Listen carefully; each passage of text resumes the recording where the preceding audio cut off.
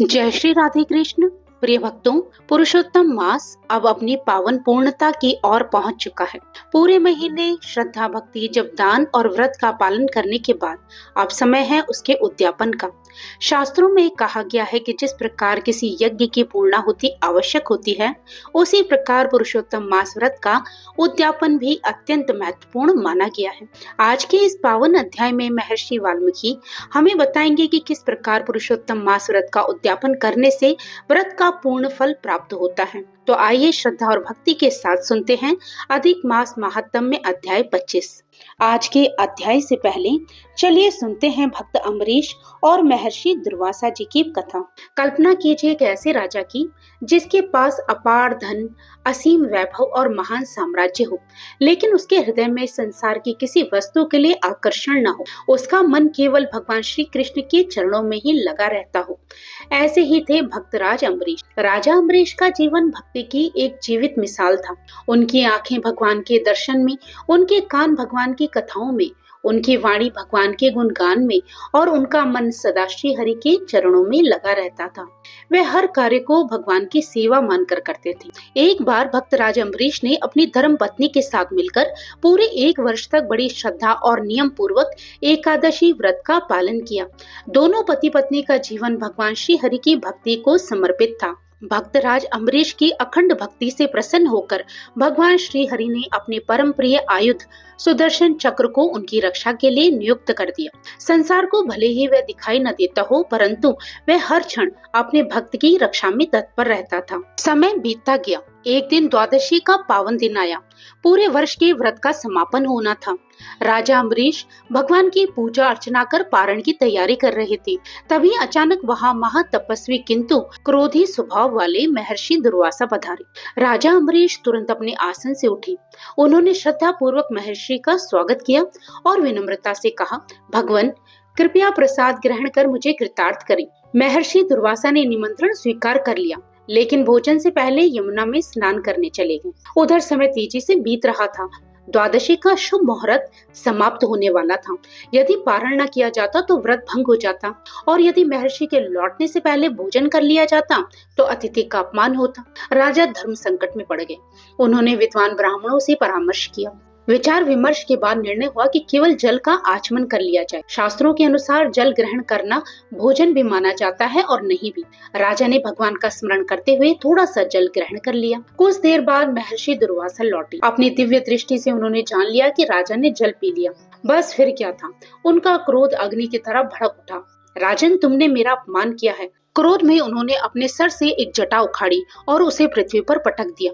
उसी क्षण वहां एक भयानक अग्निमय राक्षस प्रकट हुआ, जो राजा अम्बरीश को मारने के लिए उनकी ओर बढ़ा। लेकिन आश्चर्य की बात देखिए, राजा अम्बरीश तनिक भी विचलित नहीं हुए। न भय, न क्रोध, न प्रतिकार। वे शांत भाव से भगवान का स्मरण करते रहे। तभी आकाश में एक दिव्य प्रकाश प्रकट हुआ। भगवान का सुदर्शन चक्र प्रकट हो चुका था। क्षण भर में उसने उस भयानक राक्षस का संहार कर दिया और फिर सीधे महर्षि दुर्वासा की ओर बढ़ चला। अब महर्षि दुर्वासा के चेहरे का रंग उड़ चुका था। वे अपनी जान बचाने के लिए दौड़ पड़े। वे पृथ्वी पर भागे, सुमेरु पर्वत तक गए, ब्रह्मा जी के पास पहुंचे, भगवान शिव की शरण में गए, लेकिन कोई भी उन्हें सुदर्शन चक्र से नहीं बचा सका। ब्रह्मा जी ने हाथ जोड़कर कहा, ऋषिवर, मैं स्वयं भगवान की इच्छा से कार्य करता हूँ। सुदर्शन चक्र को रोकने की शक्ति मुझ में नहीं। कैलाश्वर महादेव ने भी विनम्रता से कहा, हे दुर्वासा, मैं भी उस परम प्रभु का सेवक हूँ। भगवान के सुदर्शन चक्र को रोकना मेरे सामर्थ्य से बाहर है। तब दुर्वासा को समझ में आया कि अब उन्हें केवल भगवान विष्णु की ही शरण लेनी होगी। अंत में वे बैकुंठ पहुंचे और भगवान विष्णु के चरणों में गिर पड़े। प्रभु, मेरी रक्षा कीजिए। तब भगवान विष्णु ने जो कहा वह भक्ति का सबसे महान सिद्धांत है। अहम भक्त पराधीनो हाय स्वतंत्र इव द्विज साधु भृग्रस्त हृदयो भक्तेर भक्त जन प्रिया। भगवान बोले, हे दुर्वासा, मैं अपने भक्तों के प्रेम में बंधा हूँ।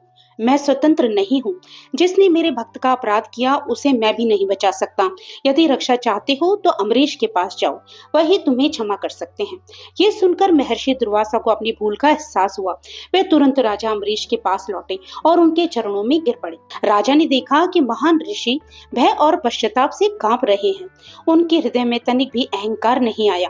उन्होंने सुदर्शन चक्र के सामने हाथ जोड़कर प्रार्थना की, हे प्रभु के दिव्य रक्षक, यदि मेरे हृदय में भगवान हरि के प्रति सच्ची भक्ति है तो कृपया महर्षि पर दया करें और अपने तेज को शांत कर दें। भक्त की प्रार्थना सुनते ही सुदर्शन चक्र शांत हो गया। महर्षि दुर्वासा की आंखों से आंसू बहने लगे।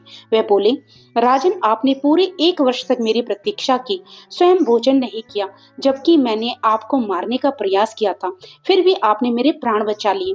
आपकी महानता के सामने मैं नतमस्तक हूँ, मैं सदा आपका ऋणी रहूंगा। राजा अम्बरीश ने विनम्रता से महर्षि को उठाया, उनका सम्मान किया और प्रेम पूर्वक भोजन कराया। तो भक्तों, ये कथा हमें सिखाती है कि भगवान अपने सच्चे भक्तों की रक्षा स्वयं करते हैं। भक्ति में अहंकार नहीं, विनम्रता होती है। शक्ति नहीं, समर्पण महान होता है। और जो दूसरों को क्षमा करना सीख लेता है, वही वास्तव में भगवान के सबसे निकट पहुंच जाता है। आइए अब इस सुंदर कथा के बाद सुनते हैं आज का अध्याय 25।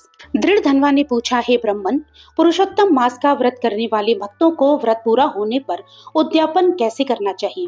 कृपया विस्तार से बताइए। वाल्मीकि मुनि बोले, हे राजन, अब मैं तुम्हें पुरुषोत्तम मास व्रत की उद्यापन विधि बताता हूँ, जिससे व्रत का संपूर्ण फल प्राप्त होता है। उन्होंने कहा कि पुरुषोत्तम मास के कृष्ण पक्ष की अष्टमी, नवमी या चतुर्दशी तिथि में उद्यापन करना श्रेष्ठ माना गया है। उस दिन प्रातः काल जल्दी उठकर स्नान आदि नित्य कर्म पूरे करें और भगवान का स्मरण करें। इसके बाद अपनी सामर्थ्य के अनुसार सदाचारी विष्णु भक्त ब्राह्मणों को उनकी पत्नियों सहित आमंत्रित करें। यदि सामर्थ्य हो तो 30 ब्राह्मणों को बुलाएं, अन्यथा 7 या 5 ब्राह्मणों को भी श्रद्धा से बुलाया जा सकता है। दोपहर के समय 5 प्रकार के अनाजों से एक शुभ सर्वतोभद्र मंडल बनाना चाहिए। उस मंडल के ऊपर सोने, चांदी, तांबे या मिट्टी के 4 शुद्ध कलश स्थापित करने चाहिए। चारों कलश को वस्त्र, बेलपत्र और पूजन सामग्री से सजाना चाहिए। इसके बाद चारों दिशाओं में क्रमशः भगवान के 4 स्वरूप वासुदेव, बलराम, प्रद्युम्न और अनिरुद्ध का आवाहन करना चाहिए। फिर पुरुषोत्तम मास के आरंभ में स्थापित किए गए श्री राधा कृष्ण भगवान को लाकर उस मंडल के मध्य में स्थापित करना चाहिए। एक योग्य वैष्णव ब्राह्मण को आचार्य बनाकर पूजा या कार्य संपन्न करें। आचार्य और अन्य ब्राह्मणों का वस्त्र एवं सम्मान देकर आदर करें। उद्यापन के दिन आचार्य का सम्मान करने के बाद पति पत्नी को मिलकर भगवान श्री राधा कृष्ण की विधि पूर्वक पूजा करनी चाहिए। चारों दिशाओं में भगवान के 4 स्वरूपों का जप कराया जाए और चारों दिशाओं में दीपक स्थापित किए जाएं, जिससे संपूर्ण वातावरण दिव्य और पवित्र बन जाए। इसके बाद नारियल और अन्य शुभ फलों के द्वारा भगवान को अर्घ अर्पित करना चाहिए। फिर पति पत्नी दोनों श्रद्धा और भक्ति के साथ घुटनों के बल बैठकर अपने हाथों में 5 रत्न या यथाशक्ति उत्तम फल लेकर भगवान श्री हरि का स्मरण करें।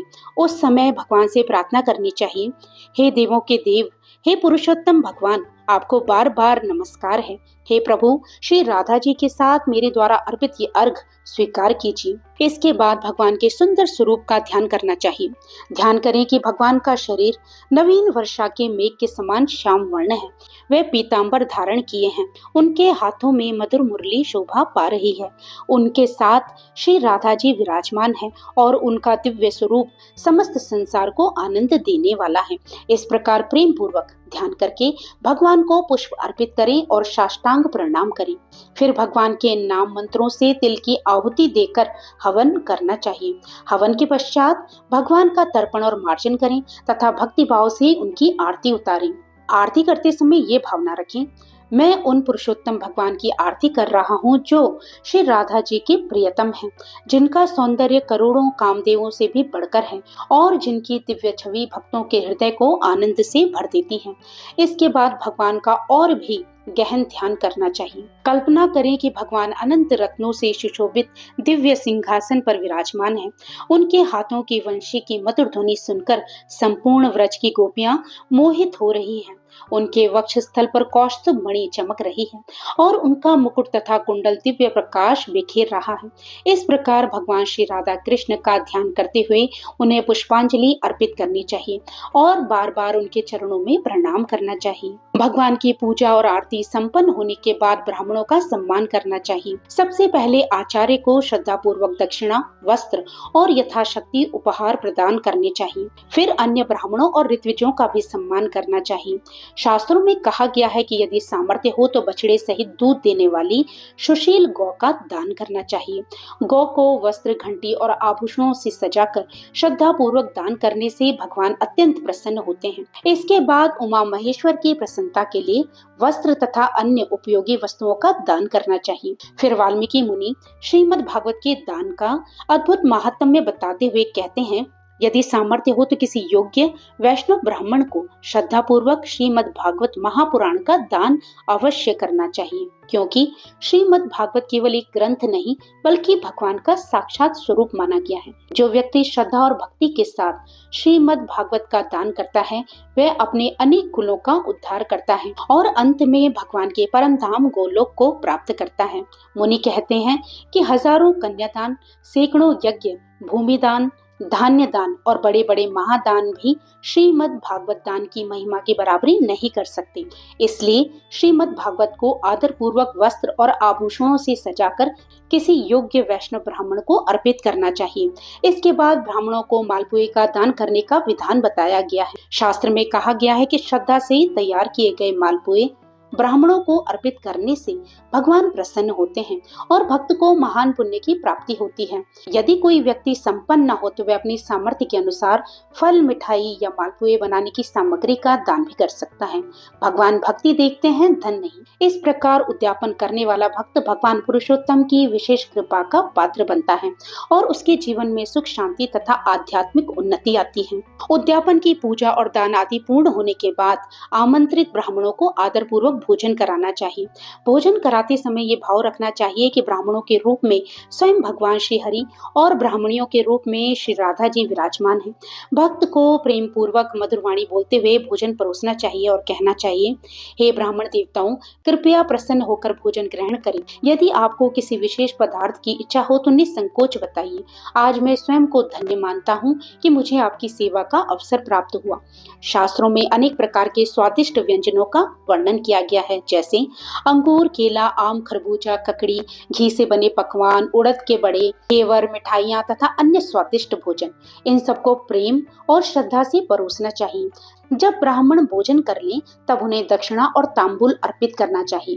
तांबूल में पान, इलायची, लौंग, कपूर तथा अन्य सुगंधित पदार्थ सम्मिलित किए जाते हैं। मुनि कहते हैं कि जो भक्त श्रद्धा से तांबूल अर्पित करता है वह इस लोक में सुख और समृद्धि प्राप्त करता है तथा परलोक में भी उत्तम फल पाता है। इसके बाद ब्राह्मणों और उनकी पत्नियों का वस्त्र, आभूषण तथा यथाशक्ति उपहार देकर सम्मान करना चाहिए। फिर विनम्रता पूर्वक उन्हें विदा करना चाहिए और कुछ दूरी तक उनके साथ चलकर सम्मान पूर्वक विदाई देनी चाहिए। सभी विधियां पूर्ण होने के बाद भगवान के चरणों में ये प्रार्थना करनी चाहिए, मंत्रहीनम क्रियाहीनम भक्तिहीनम जनार्दन यत् पूजितम मया देव परिपूर्णम तदस्तु में। हे भगवान जनार्दन, यदि मेरी पूजा में किसी मंत्र की त्रुटि रह गई हो, किसी विधि का पालन ठीक से ना हुआ हो या मेरी भक्ति में कोई कमी रह गई हो तो कृपया अपनी कृपा से उसे पूर्ण मान लीजिए। वाल्मीकि मुनि कहते हैं कि जो भक्त श्रद्धा, भक्ति और विनम्रता के साथ पुरुषोत्तम मास व्रत का उद्यापन करता है उस पर भगवान श्री राधा कृष्ण की विशेष कृपा होती है। उसके पाप नष्ट होते हैं, मनोकामनाएं पूर्ण होती हैं और अंत में उसे भगवान के दिव्य धाम की प्राप्ति होती है। तो भक्तों, इस प्रकार पुरुषोत्तम मास व्रत की उद्यापन विधि पूर्ण होती है।